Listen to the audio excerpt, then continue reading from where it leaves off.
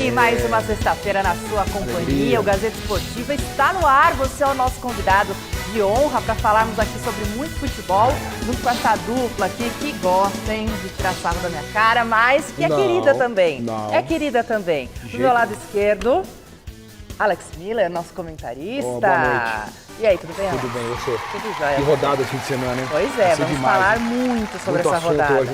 Muito assunto. Não ao pro golpe, pessoal ali, ele não tá do seu lado esquerdo, né? Hã? Pro pessoal ali, não. Mas do meu, por isso que eu falei Você do tem que meu. respeitar o telespectador, né? Mas ela falou do meu lado esquerdo, Eu ela tá falei certa. do meu lado esquerdo. Então, desse lado aqui que a gente vai fechar o microfone daqui a pouco, Exato. Thiago Salazar. Você tá dando problema esse negócio, fechar o microfone, cuidado, hein?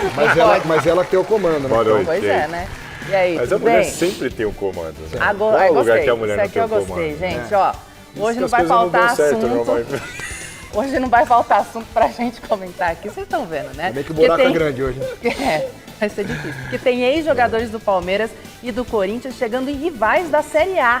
É, e tudo sobre o jogão de amanhã entre São Paulo e Corinthians no Morumbis. A gente traz também novidades sobre o meia Lucas Moura, sobre o julgamento do STJD envolvendo a presidente Leila Pereira e o Dudu e sobre o Santos de Neymar. Mas antes de tudo isso, de toda essa resenha aqui, dicas.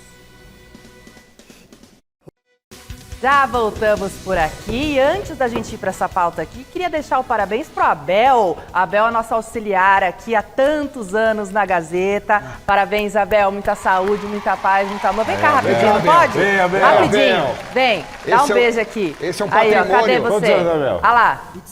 27 Patrimônio vivo da Gazeta. Patrimônio da Parabéns, Gazeta Abel. aqui, Deus né, abençoe, Abel? viu? Obrigado. Cara, o Abel é sensacional. Conta onde você começou, Abel. Com quem que você começou na televisão? Não, essa é sua vida, vai acabar amanhã o programa. Comecei no Mulheres. Aí, ó. É? Aí. E agora tá com os Parabéns, homens, né? viu, Abel? Sempre muita saúde, tudo de bom. Deus E muitos abençoe, anos Abel. aqui com a gente na Gazeta. O Abel é demais, né, cara? Sensacional. Demais. Que figura. E bom, gente, demais também foi essa pauta que o José Paes foi hoje. Rolou lá no Morumbis um evento para apresentação de um torneio internacional de futebol feminino que vai contar aí com as presenças das equipes do Palmeiras e do São Paulo. Para entender melhor tudo isso, olha na reportagem do Zé Paes.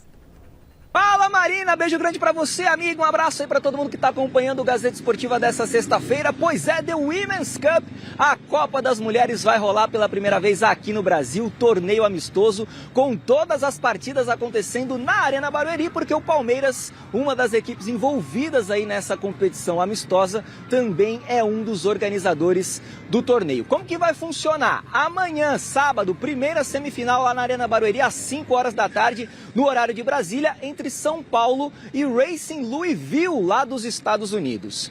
No domingo, tem Palmeiras e Pachuca do México, também, claro, lá na Arena Barueri. Os vencedores, então, dessas duas semifinais se encontram na final no dia 24 de julho. Nesse dia 24 de julho também teremos a disputa do terceiro lugar da Women's Cup. E hoje eu vim aqui até o estádio do Morumbis, porque exatamente aqui rolou a coletiva de imprensa de apresentação desse super evento, dessa super competição. Então, bora conferir aí o que de melhor falaram os envolvidos aqui no Morumbis. Pode rodar. Esse intercâmbio nos traz também a oportunidade de sabermos como estamos jogando, como vamos estar voltando também dessa parada que tivemos. Uma ótima oportunidade de mostrar o nosso talento também e nos mostrarmos também para o mundo do futebol, para o mundo delas, né, também para elas conseguirem ver como o nosso futebol brasileiro também tem se desempenhado e evoluído. Vai ser um jogo difícil, vai ser um jogo diferente, porque a gente também nunca enfrentou um time mexicano, que vai ser um estilo totalmente diferente do nosso. Eu acho também importante de poder representar esse torneio aqui no Brasil, de também dar uma outra visibilidade para o futebol feminino aqui no Brasil, para também atrair mais pessoas para assistir o futebol aqui, também com a oportunidade de ter os dois times de fora, como o Pachuca e também o Racing Louisville, para atrair também novos olhares e também os patrocinadores e novas marcas. Muito legal, vamos ficar de olho aí então, e também na Copa América Feminina que está acontecendo lá no Equador. Mas hoje, gente, o Botafogo anunciou a contratação do volante Danilo, ex-Palmeiras. Lembram dele? O jogador de 24 anos estava no Nottingham Forest da Inglaterra e chega com um contrato válido até julho de 2029. Os valores da transação giraram em torno aí de 140 milhões de reais. Por conta disso, é esse aí o assunto da nossa enquete de hoje. Reforço do Botafogo, o volante Danilo seria o cara ideal para substituir uma eventual saída do Richard Rios do Palmeiras? Sim ou não? Para participar da enquete, você já sabe, é só entrar no site gazetesportiva.com e deixar o seu voto. Vou começar aqui com o Alex Miller. Comigo? Com você mesmo. Porque você está sempre por dentro de tudo aí do Palmeiras. Nada. Ele seria o cara ideal. O que você achou dessa contratação? E daí você responde a enquete também, Alex. Tá, primeiro eu acho que o Danilo é um grande jogador. Eu não sei como ele está fisicamente, porque ele se machucou seriamente lá no Nottingham Forest, né? Ficou um bom tempo sem jogar e eu não sei hoje qual é a forma física e técnica do Danilo. Mas pelo que a gente conhece do Danilo, é um grande jogador.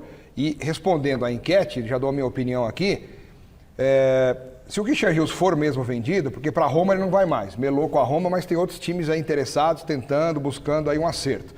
O Richard Rios já sinalizou que toparia uma negociação para ir embora do Palmeiras. Ele indo embora, o Palmeiras obrigatoriamente precisa contratar alguém. O Danilo, ao meu ver, seria um jogador com peso para suprir aí a ausência do Richard Rios. Mas ele é camisa 5, primeiro volante. Não, ele jogava como 5 porque tinha um Zé Rafael ao lado dele, mas ele tem talento para jogar também como camisa 8. Toda hora ele fazia gol, toda hora ele ia para a área, ele pisava, ele atacava, ele caía pelos lados. O Danilo é um ótimo jogador, ele vai muito além do que um camisa 5.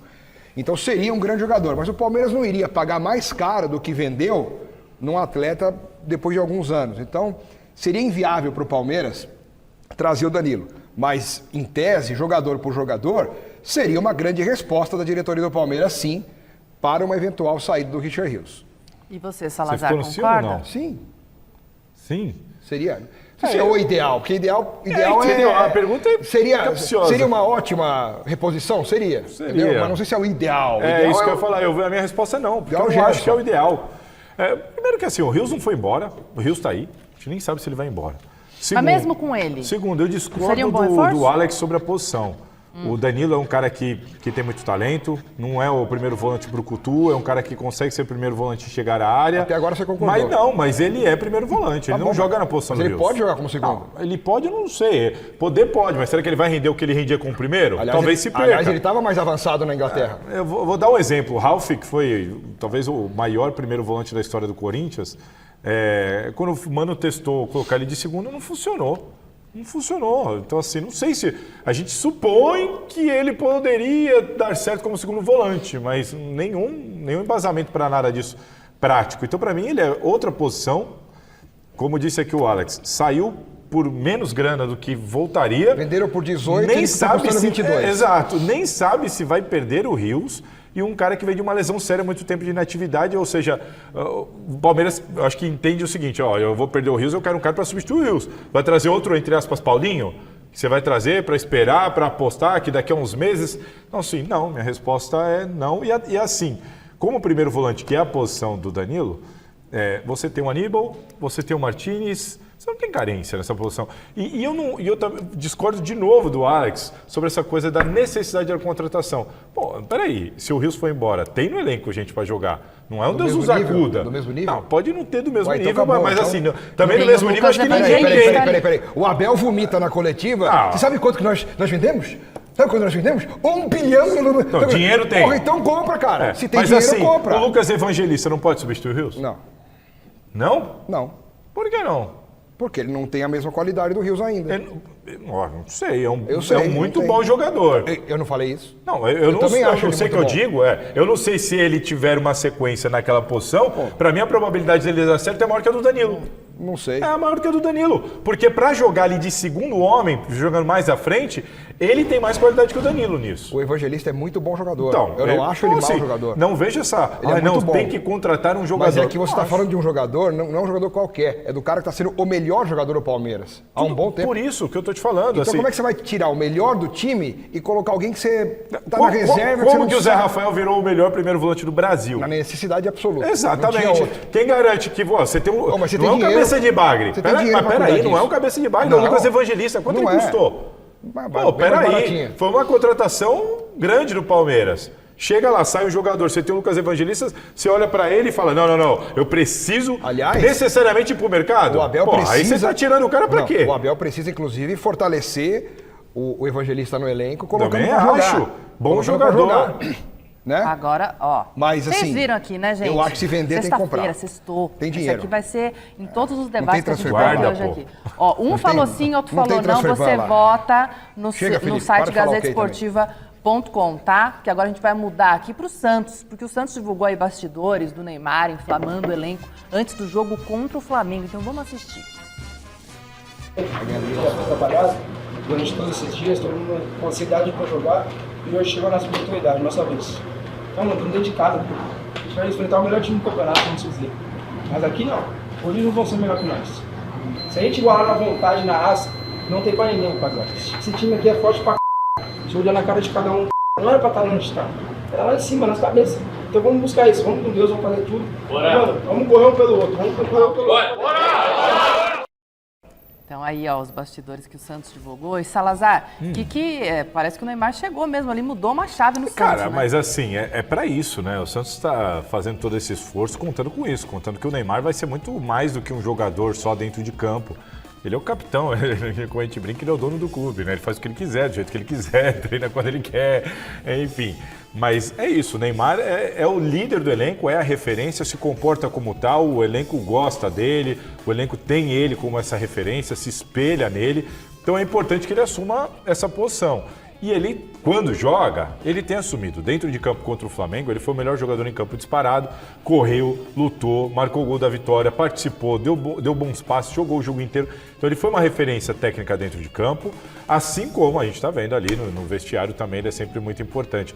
Ali é um discurso muito motivacional. Ele até admite ali, o Flamengo é o maior do Brasil, porque eu acho que ele está se referindo ao elenco ali e tudo mais, e é mesmo, o elenco do Flamengo é o melhor do Brasil. E aquele papo ali pra animar a galera. Na sua opinião, né? Não é a minha, não é dele. Não, foi ele que sua falou. também. Não. Você falou, de fato é, você falou. De elenco? De fato é. Você acha? Acho, de elenco? Eu também acho. De elenco é. Eu concordo com você. Não tem como discordar. Gente, olha, Agora, eu vou ter que interferir várias vezes. É aquela coisa emocional, né? Não, porque se a gente igualar na vontade e na raça, não tem pra ninguém. Não, calma aí. O Santos é um time pra brigar lá em cima? Também não concordo. Não. Eu entendo que o Santos aí agora, se o Neymar tiver uma sequência... Aliás, com fala sobre rolês, isso também. Tem informações sobre... Porque ele jogou o jogo inteiro, O Santos né? pega o Mirassol. É chato, que é o jogo fora de casa, lá em Mirassol. Vai ganhar, esquece. Não sei, viu? Vai. Mirassol veio de um empate bom com o Palmeiras. É um jogo difícil. Duelo ali de os dois times que estão mais ou menos perto um do outro, brigando mais ou menos pela mesma coisa. 2-1 Santos, pode escrever. Sinceramente, pra mim o Santos, assim, tava fadado a lutar contra o rebaixamento do campeonato inteiro. Não mais, né? Agora eu acho que dá pra pensar em ficar no meio da tabela. O famoso G Santos que a gente falava lá no passado recente. Eu não vejo esse Santos com condição de brigar lá em cima. O Neymar, a tendência... Presta atenção, o Santos eu espero que tenha aprendido, porque pra mim a culpa das lesões do Neymar é do clube. O Neymar chega, depois daquele tempo todo de inatividade, não, normal ter lesão muscular. Não, eu sei que é normal. Mas o Neymar não precisava ter feito 7 jogos seguidos. Aquele da Inter de Limeira foi desnecessário. 7 jogos seguidos ele não precisava ter feito. Essa é a minha opinião. Aí vieram as lesões e tudo mais. Eu tenho pra mim que eles não vão cometer o mesmo erro. O Santos não tá mais em campeonato nenhum. É só o Campeonato Brasileiro. Então você acredita que contra o Mirassol vai dosar um pouquinho? Eu entendo essas que coisas? a informação é de que ele vai pro jogo, deve ser titular, mas acredito que contra o Mirassol, dependendo do andar da situação, não vai jogar o jogo inteiro. E tende a ser assim daqui pra frente. Ainda mais porque o Santos tem uma sequência complicada aí.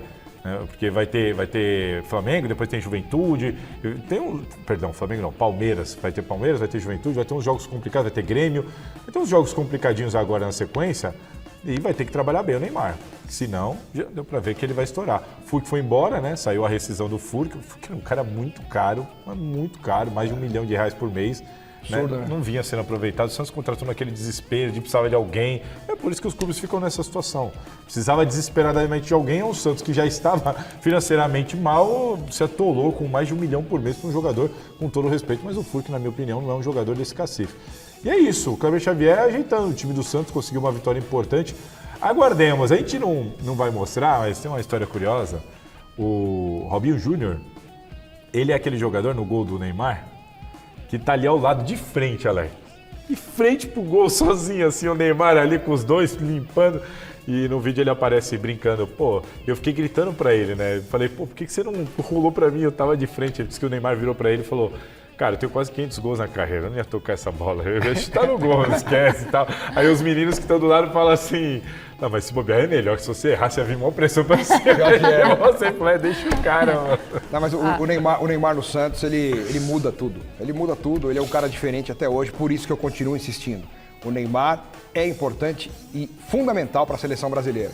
E isso passa pela atuação dele com a camisa do Santos. Acho que a produção dele pelo Santos vai levá-lo de volta à seleção brasileira e, como consequência, ele vai conseguir chegar à Copa do Mundo. Só não sei como é que vai ser o contrato dele ano que vem, porque em vez de renovar até a Copa, ele quis renovar até o fim do ano.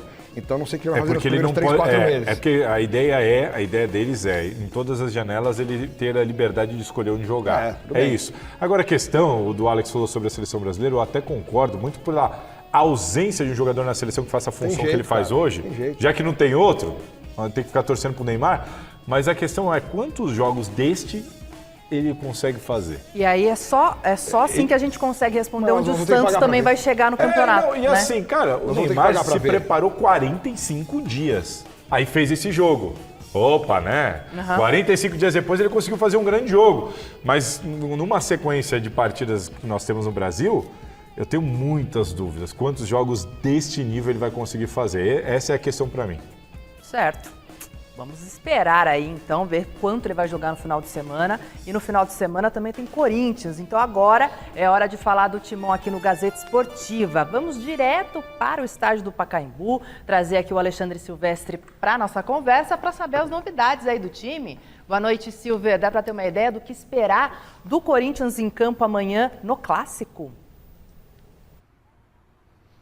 Dá sim, Marina, tudo bem? Beijão pra você, amigos, amigas, inimigos, simpatizantes, majestoso.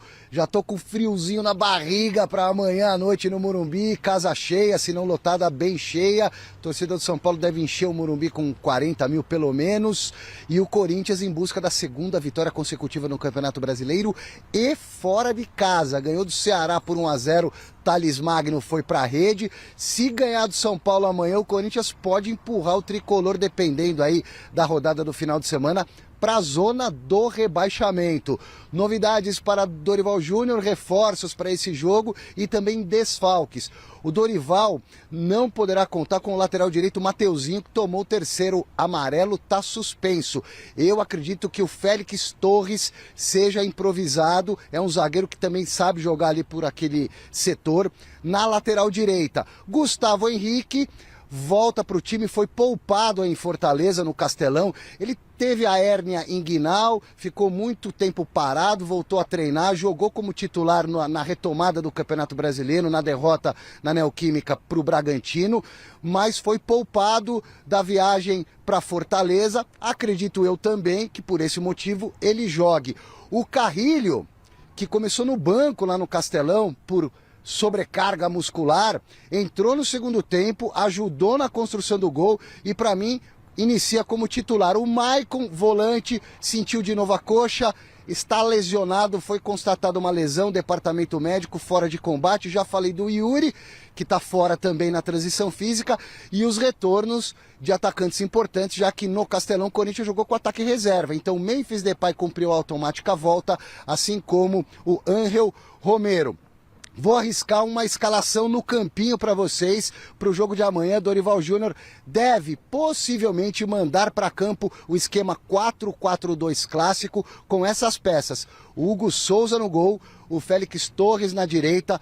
Acredito na manutenção do Kaká no miolo de zaga com a volta do Gustavo Henrique. E na lateral esquerda, o Bidu, que virou titular, ganhou a posição do Anrileri. No meio-campo, vamos de 2 volantes, Martínez e Ranieri. Um pouco mais adiantados, nas meias, o Carrilho e o Rodrigo Garro. Na frente, Memphis Depay e Romero. Um possível / provável timão para o majestoso de amanhã no estádio Cícero Pompeu de Toledo. Sobre o trio ofensivo, que o Dorival não teve a possibilidade ainda de colocar em campo, o trio ofensivo titular do Corinthians, Memphis, o Yuri, e me fugiu aqui o outro, meu Deus do céu, Memphis, Yuri, e Rodrigo Garro, perdão, que é o meia, são os 2 atacantes, mais o Rodrigo Garro. Muito obrigado, voz da consciência, perdão pelo lapso de memória.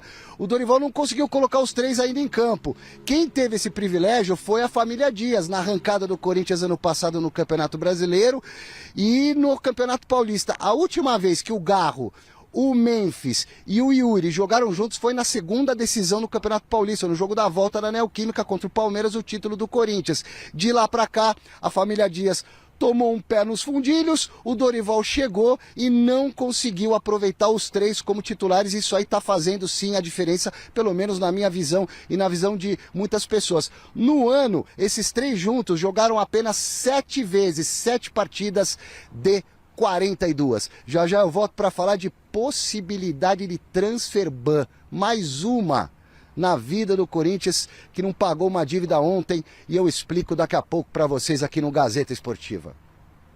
Tá certo, Silvia. Obrigada por essas primeiras informações. E vou com vocês, então, para comentarem aí esse possível escalação do Corinthians, esses retornos, ainda ausências. E aí, gente? E também esse problema de o Dorival não conseguir utilizar os principais jogadores juntos aí no Corinthians. Por causa disso tudo que o Silvestre trouxe e você agora reforçou, Marina, é que a minha crítica ao trabalho do Dorival, ela vai até a página 2. Porque, cara, por exemplo, jogo contra o Ceará.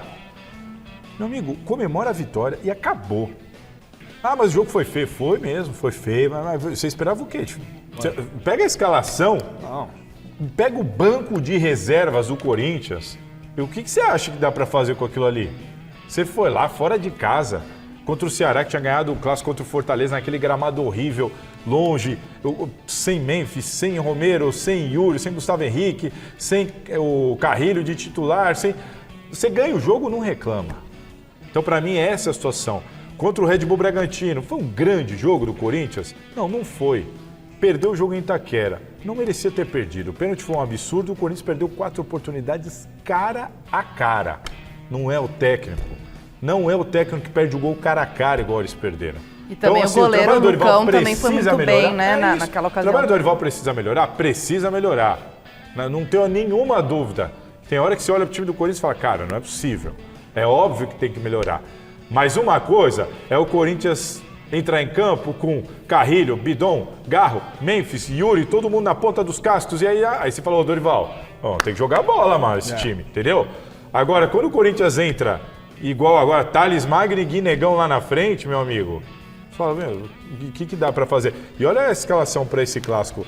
Cara, é Félix Torres improvisado, Félix Torres quase acabou com a final do Campeonato Paulista pro Corinthians como lateral direito, porque não há confiança no Léo Maná, que é o reserva do Mateuzinho, que também não está jogando grande coisa. Lá na frente, de novo, não tem o principal jogador, que é o Yuri Alberto. Memphis, não sei, sinceramente, eu não sei dizer qual é a pegada do Memphis, se ele está afim, se ele não está afim. Então, assim, não tá simples não pro Dorival dar os pulos dele lá, viu? Alex, agora sim, Alex, por favor, seus comentários aí. Você concorda com o Salazar ou vai discordar? Duvido. Não, o Dorival Júnior realmente, ele está tendo muita dificuldade para até ser mais exigido, né? Por mais que a gente saiba que ele tem espaço e bastante para melhorar, mas também não dá para falar que, pô, tá vendo? Dorival não tem a cara do Corinthians, como eu já tenho ouvido bastante. Não combina. Não tem essa de não combina. Tem que botar o trabalho dele em ação, mas também tem que ter um material humano para ajudá-lo. O Salazar falou, a escalação contra o Ceará, até muitos corintianos que eu conheço tinham falado que o palpite deles era a vitória do Ceará, porque o Ceará normalmente ganha em casa e o Corinthians não vem bem fora, ainda mais sem jogador. Foi lá e ganhou de 1-0. Então não interessa se jogou mal, se teve dificuldade. Cara, o resultado que ele trouxe de lá é para comemorar muito. 3 pontos valiosíssimos para o Corinthians. E agora contra o São Paulo? Com a confiança melhorada depois dessa vitória e com a volta do Memphis, com o Carrilho voltando a ser titular, eu acho que o Corinthians pode fazer um jogo de igual para igual aí com o São Paulo, que também vive uma fase horrorosa. Então, né, não tem... A gente vai falar daqui a pouquinho do São Paulo também, mas antes, Alex, a gente tem uma notícia aqui, eu vou dizer que eu fui pega de surpresa, tá? Para mexer um pouquinho aí, ó, no coração do torcedor corintiano, que o Vitória anunciou a contratação, sabe de quem? Do Romarinho, gente. Romarinho, de 34 anos, ídolo do Corinthians, aí chega ao Leão com um contrato válido até julho do ano que vem, depois de uma passagem de 11 anos pelo futebol árabe. E aí, eu fui pega de surpresa, gente. Cabia em outro time aqui, paulista, de repente, no próprio Corinthians? Como você mesmo disse, ele estava 11 anos fora do Brasil, eu confesso que eu não vi nenhum jogo inteiro dele, então... Não posso falar como é que ele está hoje, 11 anos depois. Vamos ver em campo e depois eu falo se foi bom ou se não foi. Ele teve uma carreira de muito sucesso lá no futebol árabe. Sim. Foi especulado muitas vezes. Foi muitas vezes, só que era sempre muito caro, porque ele tinha sucesso lá. E jogador com sucesso lá, os sheiks. Então, assim, ganhou muito dinheiro, vida de rei, sem muita pressão, né? Não tem torcida organizada para encher o saco. Assim, o Romarinho curtiu, soube aproveitar bem o gol na Bomboneira e os gols contra o Palmeiras, fez a vida, volta para fechar a carreira aqui no Brasil esses últimos anos. E, enfim, olha, eu acredito que a escolha dele tenha mais relação com a proximidade de familiares que ele tem que moram por lá e tudo mais, do que propriamente com uma escolha profissional, né? Por dinheiro não vai ser. Não vai ser por dinheiro. Então, assim, e aos 34 anos, nessa condição, também os clubes paulistas investiriam, será, no Romarinho? Não sei. Então, acho natural, apesar de eu também, assim como a Marinha, ter sido pego de surpresa. O Romarinho foi pro Vitória. É mesmo? Que é aquele? Ninguém imaginava. Também pegou, foi meio do nada, assim, né? Eu, pelo menos, não estava acompanhando, mas acho que faz todo sentido. O Romarinho está aí aos 34 anos, né? Apesar de, eu entendi o que vocês comentaram, mas, por exemplo, no Corinthians, que ele tem essa identificação, não seria um bom reserva ali no Corinthians, de repente? Não. Eu sou contra esse tipo de contratação. Seria uma pressão desnecessária e um risco até de estragar um pouquinho o que ele construiu de imagem. Exato. E outra, e para mim você tira o espaço da molecada da base. Quando que a molecada da base vai surgir? Você tem um Yuri Alberto para jogar, você tem um Memphis para jogar, você tem um Romero para jogar. E tem que ter um espaço. Opa, peraí, mas também tem que ter um espaço para o menino ali aparecer e tudo mais, senão não sobe ninguém. Então o Romarinho, com 34 anos, ele ia ocupar o espaço do Yuri? Não. Do Memphis? Não. Ele ia ocupar o espaço desse menino da base que vai aparecer em um momento ou outro ali. Então acho que não seria uma boa não nesse momento. Tá certo então, gente. Vamos então agora mudar aqui de assunto para o outro lado do clássico, né? Esse clássico que acontece amanhã no estádio do Morumbis. Um desfalque recorrente no time do São Paulo, o meia Lucas Moura passará por um procedimento no joelho direito para tentar, enfim, se livrar das dores no local. Apesar de não se tratar de uma cirurgia de fato, o departamento médico do clube não deu um prazo para retorno do jogador aos gramados. Gente, a gente vem falando aqui durante a semana, o Garrafa esteve aqui, no domingo também no Mesa, ele pedindo, né, Alex, um posicionamento do departamento médico do São Paulo e hoje, de fato, veio uma nota ali toda explicada, o que é o caso do Lucas, o que foi feito, o que vai ser feito agora, enfim. Eu também fui pega de surpresa por toda essa lesão dele aí, bastante tempo fora, né, Alex? A gente estava estranhando o longo tempo de inatividade com a justificativa que tinha sido dada na época, né? Tomou uma pancada no joelho, 4 meses com uma pancada, é tempo quase. Ele chegou a dar entrevista. Ele chegou na entrevista de não, vou voltar. Então. Ele chegou a voltar num jogo e depois tomou uma pancada. De otimismo, né? Ele jogou meio jogo aí e tomou uma pancada no mesmo lugar. Foi contra o Alianza Lima, se eu não me engano. E não atuou mais, porque voltou a sentir. E agora, como ele já estava liberado para treinar, estava prestes a voltar, inclusive, mas acompanhado pelas dores, ele falou, não dá para voltar assim com essa dor que eu tô. Alguma coisa tem que ser feita. Então, é isso que está sendo realizado, acho que hoje, não sei se já foi ou vai ainda nessas próximas horas, mas estava marcado para hoje esse procedimento, que não é uma cirurgia, mas também não é um carinho. É algo que vai acontecer, não é um curativo. Que não vai deixá-lo voltar tão brevemente. Acho que é coisa de um mês e meio mais aí, pelo menos. Então... eu conversei com uma pessoa lá do São Paulo, quem não sabe, eu já fui setorista do São Paulo, ainda tenho alguns contatos lá, e me passou cerca de 20 dias. 20 dias. Ele falou a assim, contar a partir do procedimento. o que foi falado para mim foi entre dia 6 e dia 10 de agosto. Eu até fui ver a tabela. Falei, deixa eu ver aqui que vai jogar com quem nessa... Né, 5 de agosto, pega o Atlético Paranaense fora. Dia 10 de agosto, pega o Vitória no Morumbi. E Libertadores é 12 de agosto. Talvez ele volte para Libertadores. Talvez ele volte para Libertadores então. Então, assim, pela minha informação, o Lucas volta ali na primeira semana ou início da segunda semana de agosto. Acho que se falar primeira quinzena fica mais... Primeira quinzena. Só que... sabe por que eu não quero? Porque dia 12...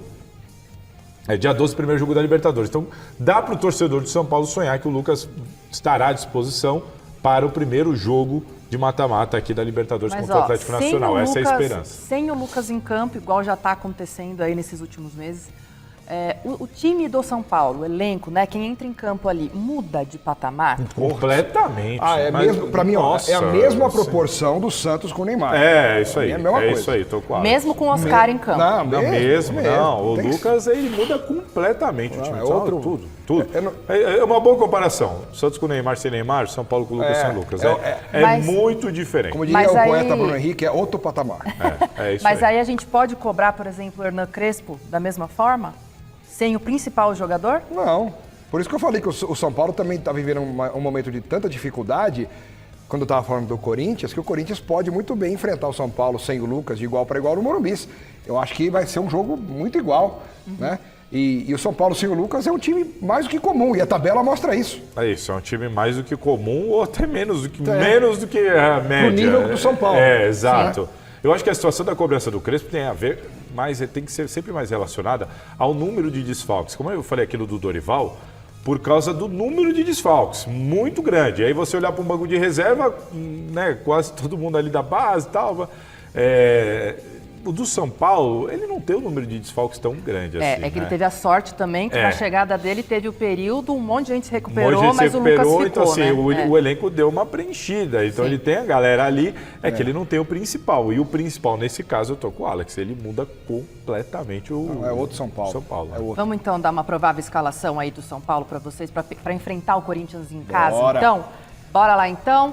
Campinho na tela com Rafael no gol, Arboleda, Alan Franco e Ferrarese fechando a defesa, Cédric Soares, Marcos Antônio, Alisson Bobadilha, Oscar e Enzo Dias. Na frente, Luciano e André Silva. Uma provável escalação com 3 zagueiros, aí os 2 laterais mais adiantados um pouquinho. Deve ser isso também, né, gente? Porque a questão para mim olha a escalação do São Paulo. Todo mundo aí já jogou mais bola do que está jogando. Certo? Pega o de defesa ali, Ferrarese, Arboleda, Alan Franco. Todos ali viveram grandes fases, um passado bem recente. O André Silva na frente também, apareceu como, peraí, já merece tomar o lugar do Caleri, né? Mas fez 2 gols aí no jogo passado, né? Então, assim, é um jogador... É porque quando você olha para a tabela e você olha a posição do São Paulo, tudo bem, o elenco não é o São Paulo do Tele, mas é para cair, sabe? É isso que eu não tenho uma opinião formada. Eu estou tentando diagnosticar o que explica o São Paulo estar na situação que está. Porque o São Paulo hoje corre risco de ser rebaixado. Briga para isso. Porque está ali, está rondando, vai para a zona, sai da zona. E aí, na próxima rodada. E não vem esse na próxima rodada. Dá tempo. Mas todo mundo que caiu, em algum momento, falou, não, fica tranquilo, tá cedo. Todo mundo caiu nesse conto. Ainda mais time grande. Ainda mais time grande. Então, assim... Eu não sei, eu tenho dificuldade de entender o problema desse São Paulo em jogar bola, porque... Tanto é que trocaram o técnico, né? Para ver se muda alguma coisa, dá uma revigorada, né? E o São Paulo deu sorte contra o Bragantino, que tanto o goleiro como os 3 zagueiros estavam pendurados com 2 amarelos. Se tivesse tomado amarelo, o São Paulo não ia ter nem defesa para jogar. Ninguém tomou amarelo, então, pelo menos... Foi na reza, né? A defesa titular ali. Foi na reza. E, inclusive, a gente vai falar daqui a pouquinho sobre o palpitômetro também. Uma coisa da torcida do São Paulo que foi pro CT. Daqui a pouquinho a gente vai pro palpitômetro agora. Opa. Mas antes, pode pôr a musiquinha do palpitômetro aí?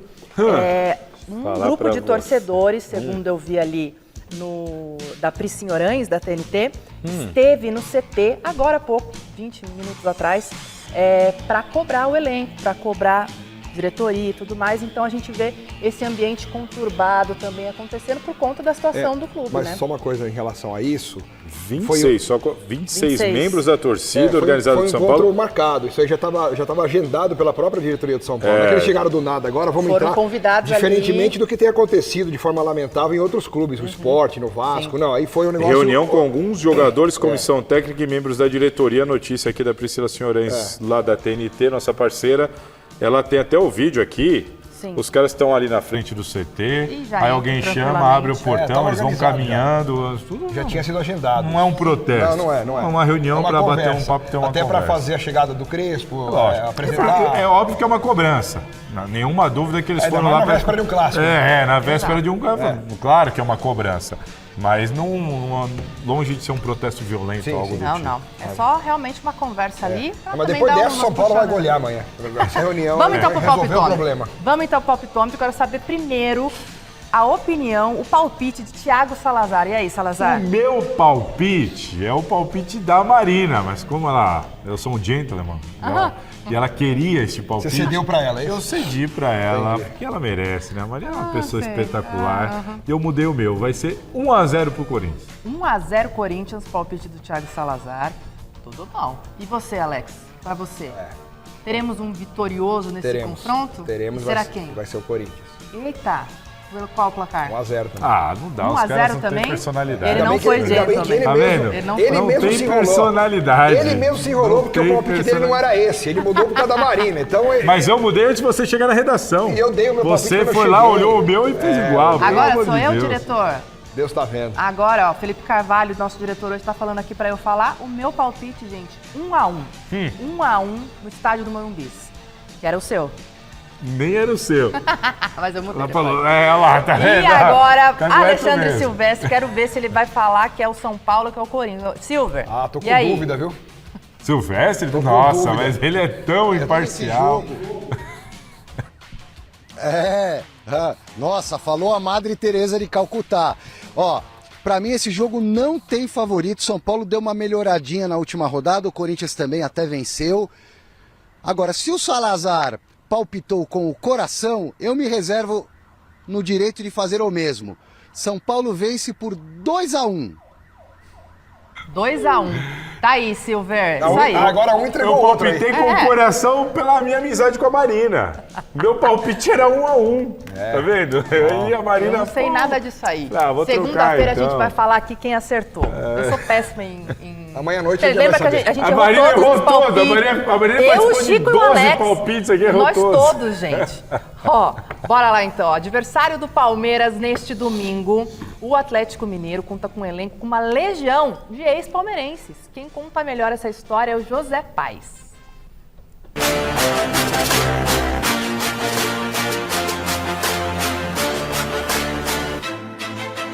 Olhando assim, pode até parecer que o Palmeiras mudou de uniforme. Só que não. Nessa temporada de 2025, são muitos os ex-jogadores do Verdão que agora atuam pelo Clube Atlético Mineiro.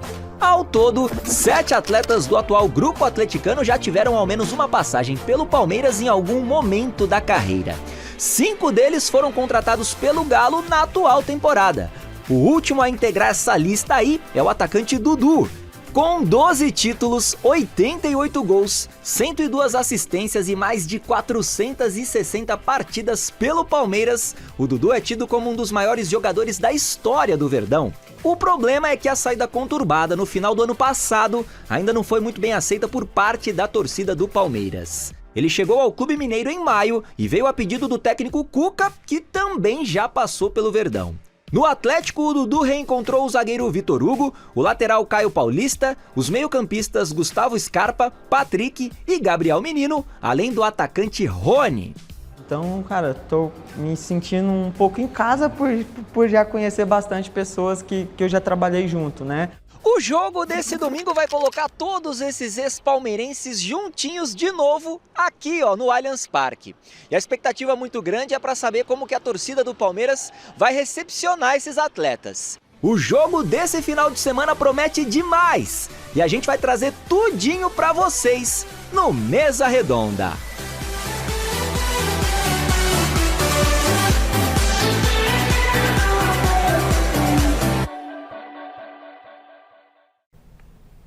Dá pra confundir mesmo, gente. É uma seleção aí do Atlético com muitos ex-palmeirenses.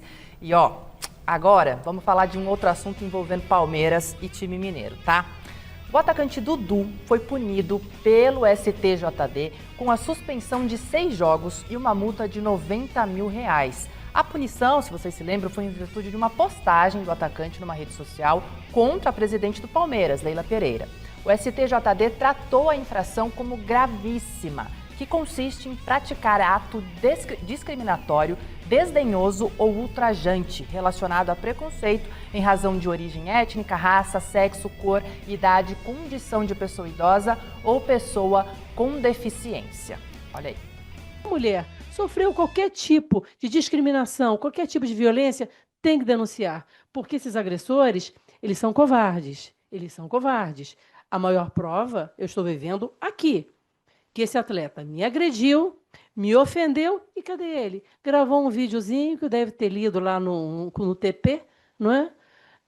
Deve ter repetido 500 vezes para ver se ele estava mais bonitinho, não é? Ele devia estar aqui.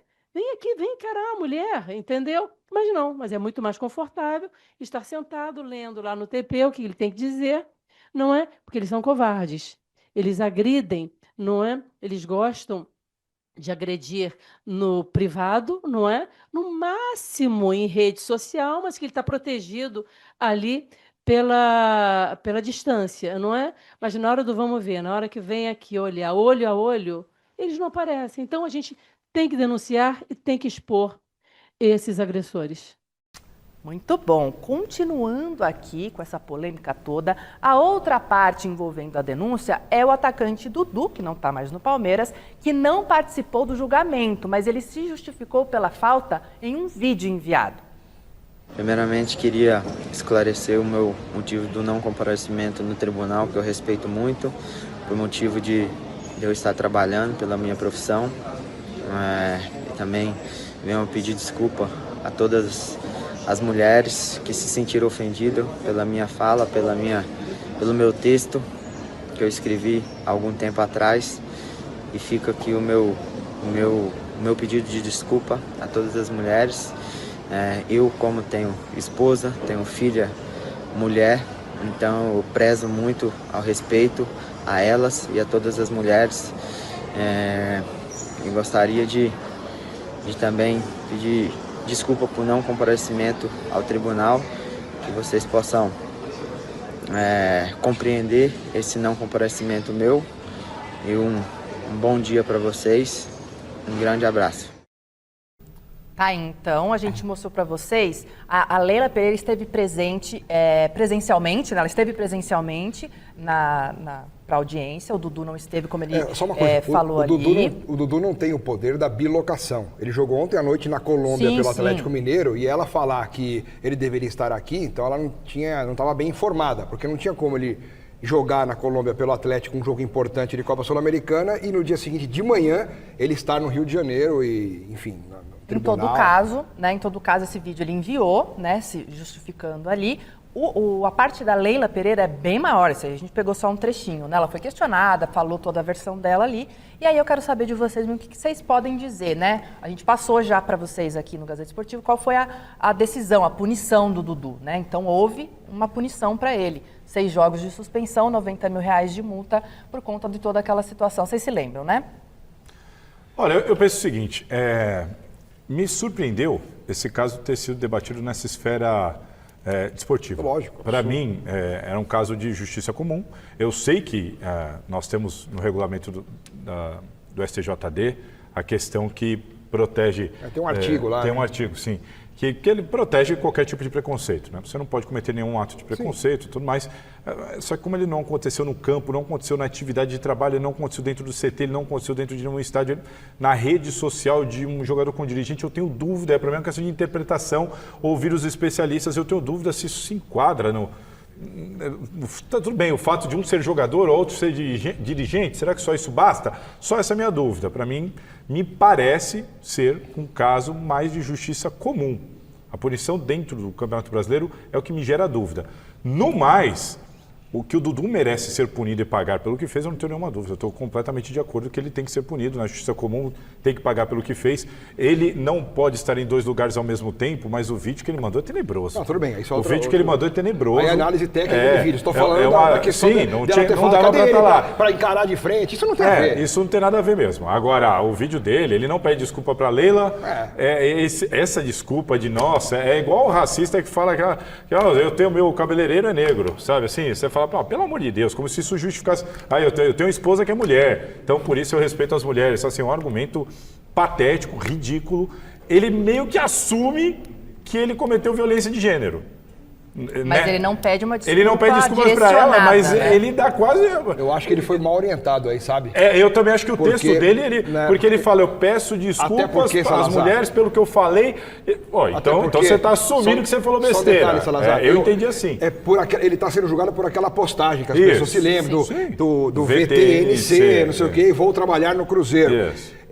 Eu não tenho a segurança e a certeza de que isso se enquadra nessa questão da misoginia. Porque eu não acho que ele xingou pelo fato dela ser mulher. Ele xingou mas aconteceu uma situação com o presidente.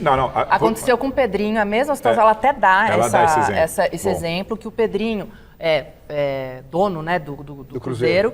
Quando ele é questionado do Dudu em um momento ali por um torcedor e ele fala, ele tá saindo. E quando o Dudu depois dá uma entrevista, ele fala... mas ele é o dono do clube, ele pode fazer o que ele quiser, a gente não pode ficar chateado com isso. Mudou completamente o comportamento dele. Aí tem uma questão. Ele tem que errar de novo. Então, mas aí é uma questão aqui rápida. A justiça brasileira, ela enquadra xingamentos às mulheres com a possibilidade de serem enquadrados como violência de gênero em respeito a todas as agressões e desigualdades que as mulheres passaram no passado, ainda passam, que os homens normalmente não passaram. Então isso está previsto na lei. Está previsto na lei. Essa relação de enquadrar de maneira diferente quando o xingamento é para uma mulher, ela já é prevista em lei. Então, assim, ele correu um risco. Sim. Porque a partir do momento que você xinga ela dessa maneira, então, assim, o fato dela ser mulher Marina, pode ter uma interpretação diferente. Bobo. É diferente eu falar boba para ela. Dependendo do que você falar para ela ou para mim, mesmo sendo a mesma coisa, para a justiça brasileira pode ser enquadrado. Eu acho errado, mas tá bom. Pode ter violência de gênero nisso. Beleza. Esse assunto é isso mesmo, gente. É polêmico e dá muitas opiniões, mas eu tenho que chamar aqui no portal o Alexandre Silvestre para falar mais um pouquinho sobre o Timão lá direto do Pacaembu. E aí, Silver? Sobre dívidas e possibilidade de transferban. O Corinthians tem mais de 2 bilhões com beribola de dívidas. São vários pacotões de pagamento. Conseguiu fazer um dos refinanciamentos na tal Câmara Nacional de Resolução de Disputa, CNRD. E ontem venceu a primeira parcela e o Corinthians não pagou. Esse tipo de refinanciamento da Câmara Nacional engloba credores do tipo jogadores, empresários e clubes. O maior desses credores é o Cuiabá, pela negociação com o Corinthians do Ranieri. O Corinthians está devendo 18 milhões de reais ao Cuiabá. A primeira parcela venceu ontem. São parcelas a cada 3 meses, no valor de 4 milhões e 200 mil reais. E o Corinthians não pagou. O Corinthians pode ir parar no tal do transferban, que é a proibição de registrar novos reforços na janela de transferência. O Corinthians não pagou ontem e entende que tem mais 5 dias pela lei para apresentar o comprovante e pagar. Então o Corinthians está buscando em algum lugar, em alguma fonte, e essa fonte para tentar pegar uma grana e pagar pelo menos essa parcela de 4 milhões e 200 mil reais, talvez venha da antecipação de cotas da televisão no Campeonato Brasileiro. É só um de inúmeros pepinos financeiros pelos quais o Corinthians está lidando nos últimos tempos, Marina. Tá certo, Silver. Muito obrigada pelas informações. Boa noite para você. Boa noite para vocês também. A gente queria comentar muito sobre esse assunto aqui, né, do transferban, possível transferban, enfim. Mas tem o Jornal da Gazeta. Tem o Jornal da Gazeta daqui a pouco. Eu quero agradecer a presença do Salazar aqui, a presença do Alex Miller. No domingo tem mesa redonda com convidados especiais, Osmar Garrafa, Carlos Cereto, Leandro Guerreiro. E eu estarei lá também, tá bom? Beijo para vocês, bom final de semana.